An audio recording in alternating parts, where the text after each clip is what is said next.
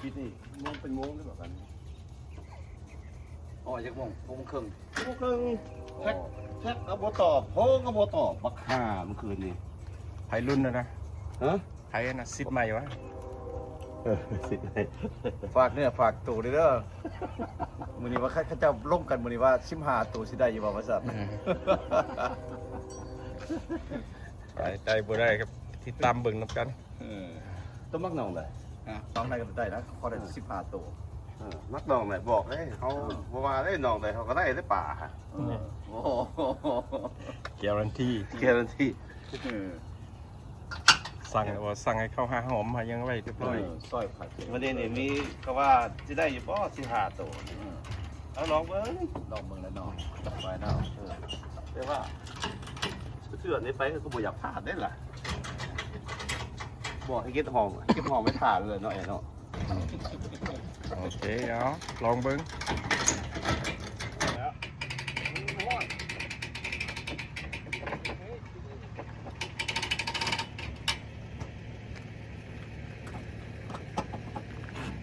วันนี้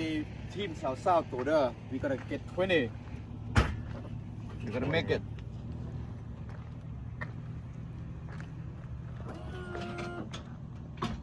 ว่าแอร์ฉันเป็นตัวแอร์ว่าทั้งรถลงเลยแต่ละกูนะโอ้ครับ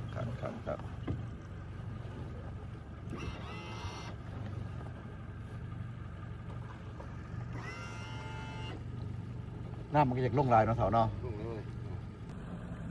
ลองครับเพื่อเบิ่งว่าสันจะสู้ว่าดรแอร์ครับเป็นยังไงว่าสันแน่นอนมันแน่นอนแม่นเลยมี experience หมอจิตก็เป็น director เดี๋ยวนี้บอกไว้จังไหน มีหน้าที่เหรอ มีหน้าที่อย่างสันเด้จังไหนเบิ่งไปกันเนาะ Where we gonna be today? How we gonna do it? ท่านเอเห็นแล้ว Captain Air today yes we gonna do it today we gonna go catch some fish a lot of fish today Director จิตมือแบบคนช่วยจังไหนพุ่น Captain รุ่นกำลังยางลงมาพุ่นหัวหน้าใหญ่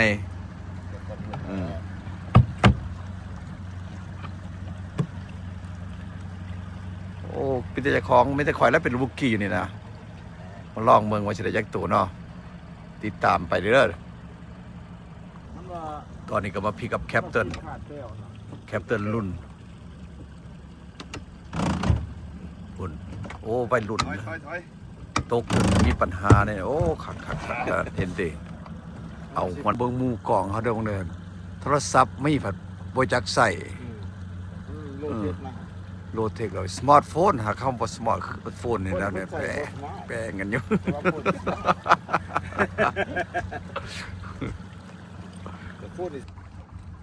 มึงไล่หรอวะ ลูกน้องอีกแล้วนี่เด้หัวหน้าใหญ่สั่งลูกน้องว่า get ready for it ลูกน้องดรจิตกับโทรศัพท์ตายแปลงบ่ได้เธอเดี๋ยวนี้แปลงได้แต่เรื่องอื่นโอ้แล้วแต่เว้ยMan, today's gonna be a good day. You allow Jit to use your no don't allow him man 15 จอย 15 challenge yep Okay let's go มาโต ของจิ๊บจอยสักครั้งมาหาถ้ามาเศร้าโตจังหวะแค่นั้นเนี่ย15โตโอ้ยมัน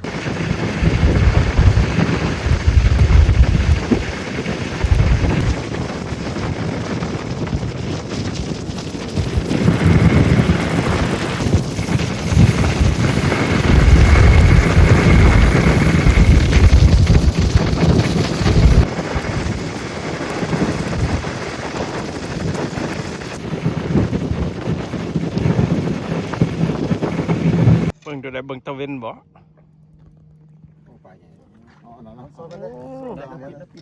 ปิดพอนะเนี่ยมันโตใหญ่เลยโอ้ตัวนี้คิปเปอร์เฮ้ยตัวนี้คิปเปอร์มันตัวฟังไว้เสีย โอ้แม่เนี่ยนะ โอ้ไม่จ้า โอ้ บ่โอ้ยบ่อมมาอะไรอย่างเงี้ยโอ้ my god that's good shit that's good shit ขุดทรายโอ้เกือบขาดเท่า บ่ขาด บ่อันนั้นเนี่ยโอ้หมดก้อนบ่ขาดบ่ เขาได้ครับบ่ขาด เป็นสิบแห้งเลย อีก14 ยูใส่เลยยูใส่เลยเท่า ไม่ยังไง No Oh you got it maybe โอ้ yes maybe 11โอ้มีแต่ตัวนี้หน่อยเขาส่งมาอร่อยแน่เลยเป็นอะไรหรอปลาพวกกินทั้งกินเบียร์ บอกเพราะว่าจังได๋เลยโต๊ะกับว่าคือแกงไปหม่องเดียวกันแต่นะมันคือกินแต่เบ็ดเขาอ่ะ ที่สู้ไทยปะเดี๋ยวมันจะกินดอกใจเย็น พวกเบียร์กับกินแซ่บเลย ๆโอ้เย็นดีเย็นดีเลย good beerสวีทจังไรได้ man this is manhood style you gotta enjoy it man priceless priceless ซื้อบ่ได้เรื่องปลาจะค่อยบอกกัน That's good you never know what's gonna happen tomorrow no this is right now this is right now พากันมาลิ่นเหยื่อเด้นี่มาเกลือปลา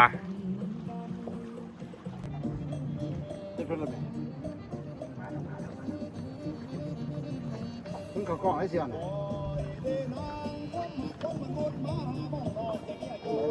ปลาใหญ่ปลาใหญ่ปลาใหญ่ ปรากฏที่พ่ออีแม่ข่อย ปลาใหญ่ปลาใหญ่ แมนพูดละ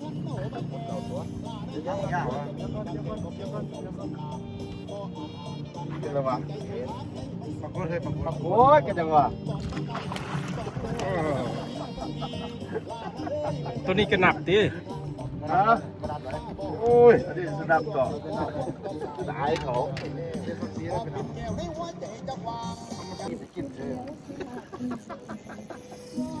วันนี้โอ้ทำมักเสียได้ โอ้ยปรากฏแล้วเนาะ ปลาโคตรจะได้เป็ดผมไปซื้อกับปลาโคตรได้ค่ะไปนี่คือตัวขโมยโอ้อยากปลาโคตรอยู่ไม่ได้กินมาดีมันเลยที่ได้โอ้มันปลาโคตรได้ตัวแล้วโอ้ยโชคดีโ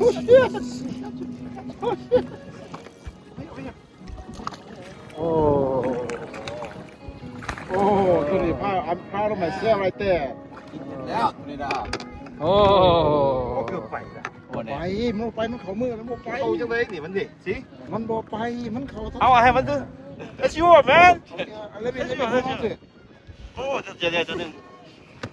แต่จบงานแล้วเขาจบเสียเขาจะได้รายเด้อ แล้วสิมันสิใหญ่สำได้เลย หมอรุ่นไม่ได้สิดาไม่ได้สิดามันบ่พิษตัวเฮ้ยหมอรุ่นสิหายมันตัวหน่อยถ้าตัวสิใจกว่านั้น There's no feeling man that's why I say you มันมาของเบี้ยเฮามันเลยตะลุดไป โอ้มันเลยคืออยู่เลยมันบ่ไปเลยแรนเลยว่าคือยิง Guys surrender right here Oh is it a keeper Oh สอง บ่ดอกบ่ดอก ปลากินเบ็ดตัวไม่มาดิ โอ้มันฆ่าดอก ขาวาโอ้ ปล่อยซ้ำ อาหารเหลือแต่เท่านี้ เอาเบียร์คนละอัน เอาแล้ว บ่เอาเนี่ย ชีวิตนักตึกป่าอยู่นี่บอกมาแห้งเอาแล้วน้ำกล่อง this is enjoy เขาเลยปลาก็ได้เลี้ยงเม็ดแล้วนี่นี่ ปวด ปวดปลา โอ้ เบิ่งเด้อนี่คืบ1 2คืบผลตัวนี้ได้เนี่ยถ้าจังโมงนี่11:30นเนาะ ที่เป็นโมงแย่เราตื่น ได้เม็ดละอ่ะ ปล่อยเนี่ย พอละ3ตัว break time right now ไปทำเตรียมมื้อกินข้าวปลาแล้วอะไรก็มื้อมันบ่เตรียมมื้ออะไรมันบ่วันนี้ fish on the ไก่นับ already ไกลลิมิตไกลลิมิต ไก่ลิมิตปล่อย2 ต่ ตัว อย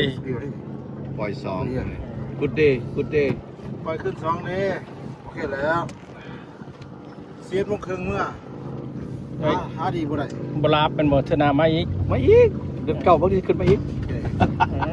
เป็นเก่า เดือนเก้าเขาบ่ได้นั่นได้เขา พอ Thanksgiving ก็สิได้ขึ้นมาเพราะว่าเอาพักทิศหนึง Thanksgiving เดือนเก้าเขายิงนกเลย มาไว้ Thanksgiving ขึ้นมา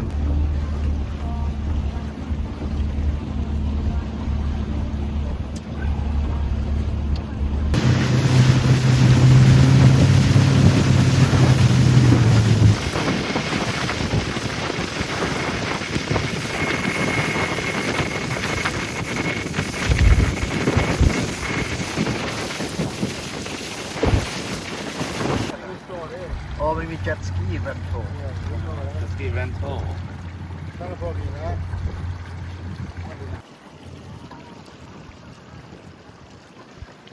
มันงามหินเลยเด้อ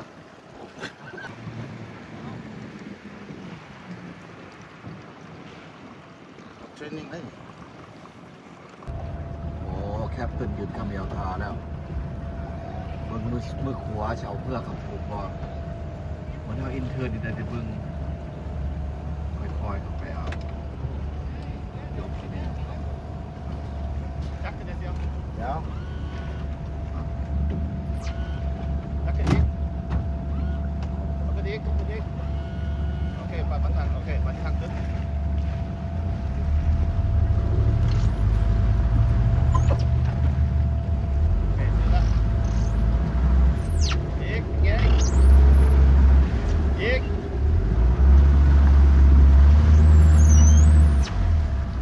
Good อันลิมิตเมื่อไวมือนี้ฮะ Got enough right เจ็ดดีนะ Good day Good day You're gonna head home now 11 โมงครึ่งได้กลับบ้าน Yeah. สุดยอด บุญคำถนนต้องคนเบอร์อะไร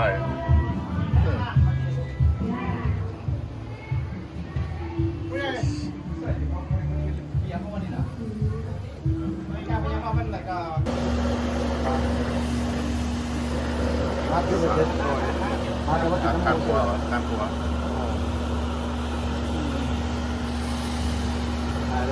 คนแรกเนี่ยเช้าแรกได้ไปโมงกินเลย เก็บก้อยมา แล้วก็เห็นว่าคนจะ เราจะต้องได้เอาเก็บบอกกันเรื่องเอาสิ้นมันแล้วเนาะ ว่าใช่ไหมครับ สั่งดูหลอกหนังปลา เก็บ โอ้หลอกกินปลา เป็นนางปลาเก็บปลา พักหมดนี่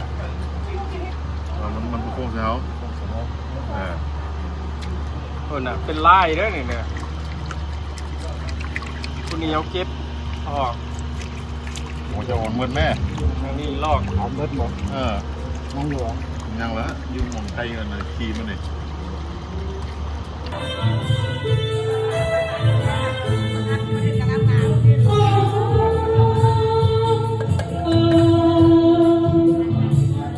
มึงดูสไตล์ได้นี่ นี่ มันจะแกว่งได้ ก้อยปลาหินเทิบนี่นะ ก้อยไปเออ ซีมแม่ซีมจับรถโมแซ่ไปส่งคืน ฟิชแมนซิมก่อนนะฟิชแมน โมแซ่ไปส่งคืน ฝาชิมมึงก่อนของปลาเนี่ย เอาจะไปเอาหมักเพชรดิ ของแท้ผมก็มั่งมัน โมแซ่ไปส่งคืน ปลากี่ตัว เป็นแนวใดอันสามคนเป็นตึกเม็ดมันนี่เป็นแนวใดมันได้เท่านี้ได้นี่ ขัก ได้ตัวนี้กินตัวนี้ ไม่กลัวไม่กลัวใช่อยู่อ่ะ ตายกับโมแซ่หมักด้วยก็ไม่ได้ส่งนี้เลยเนาะ นี่นักขึ้นป่าท่าน โอ้ยตายแล้ว อะไรก็นักขึ้นป่าเลยล่ะเลิกคนรอเบอร์โอ้จังไหน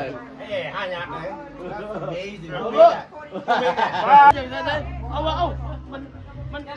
สอบตัวน้อยเหี้ยแล้วเดียวแล้วมันสอบหีนี่ของเอาลูกเดียวแล้วหมดแล้วพอดีเขาเนี่ย ก็เจ้าว่าเดี๋ยวนี้เมืองสามหอเพราะว่าหินเครื่องมันก็สองหินหอแล้วมันเป็นเมืองยังไงกับเมืองสามหอ ไม่ให้ชิ้นใหญ่กว่าเก่าอีกประเทศ โอ้มันได้โบ้หอ สอบเขาจะติดตายแล้วนี่เราไปคนแรกมาได้เนาะโอ้แม่เชื่อเลยสอบเขาจะติดตายแล้ว เขาเป็นห่วงเบิ่งเนื้อมันปวดเป็นเท่าเลย เขาเลยได้ขี่ไก่สื่อเนิบ ปลาแห้งแล้วหอยน้ำค้างเนาะ กูเคยไปเมืองลาวกูบ่ฮู้ได้จังได๋คือเพิ่มอันนั้นไม่ได้บ้านตัวเองยัง เขา บ่ บ่ ฮู้ เค เลย ย ไปยังเถื่อได้ยินแต่อยู่เพลง มันลูกโดดเด้อ เพราะนี่เขาจะบอกฟังเขาบ่ฮู้ว่าหินเหิบมีเมืองน่ะเขาได้ยินแต่ในเพลง บ่เพลงแต่กี้นั่นน่ะหินเทิบแดนงาม แม่น แล้วเดี๋ยวนี้เขาเฮ็ดเขื่อนน้ำลีกแล้วมันเลยเป็นเมืองหินเทิบแล้วเป็น3หอเดี๋ยวในดับเบิลหอ อ้าวสองก็ยังบ่ฮู้เอง อ๋อสองมันยังไงมันเป็นเมืองหินแดนเมือง3หอล่ะ ที่รอดบ่รอดเอาเลย3หอตัวนอกมันจมน้ำได้บ่ล่ะ บ่ตัวนึงมันจมไปแล้วดิ ตัวนอกจมน้ำแล้ว สิ Right there right the one had my signature yeah the blue one ใช่ๆๆเอาสิ กินเด้อกินเด้อ That's the best one นายเข้าไป No กระจุกแล้วเด้อ กินเทียนตะวันกินเทียนตะวัน เอาค่อยเห็นนะว่ามันน้อยโพดค่อยมาเห็นนะธรรมดาค่อยต้องซาวซามใหญ่ๆค่อยเห็นกอยป่า The one on the right เป็นดอกมันเป็นยังไง เป็นเนาะหน้าเนาะถ้ามีลูกสาวเดียวค่อยจะเล่ากัน ลูกสาวค่อยยังไปโจ๊กขอเรียกไปด้วย มาสองมือมาไหนกับบ่ได้ โอ้ กดกับห้องโอ้ก็ว่าแล้วเฮ็ดหน่อยโพดว่าเองโอ้ยแล้วก็เฮ็ดเบิด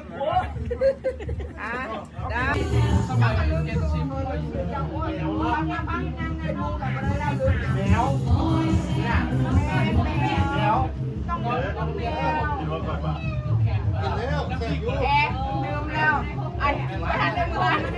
ลืมเสร็จแล้วเป็นมูกันมาแล้วไปจับพันแล้วไปคู่เราก็ดูคงไปคู่เราก็ดูนะถามแม่แอร์ไม่บอกเขาดูรถมันเจ้าเขาดูเฮ้ยบายเจ้าทุกคนเจ้าไม่ได้สูตรเด้อหัวเจ้าสูตรให้เราแข่งเด้อไปบนลาวบอกเขามาลาวต้องใจหลายๆเด้อไปลาวเพราะว่ามือเทศกาลเชื่อที่ฮอนบ้างเชื่อที่นั่งตรงนี้ ไอ้บ่ได้ครอบเด้อบ่ครอบเด้อบ่ครอบบ่ได้ครอบ คือกันเด้อเสียเข้าไว้เขา เนี่ยมันบ่ใจเขาเด้อบ่เรื่องมันจะสิว่าเอาล่ะ ยาสูบเฝ้าเมื่อ เมื่อทีเด้อพญา มันยังไงโอ้พยาเลยใครบอกว่าจะเฝ้าเมื่อ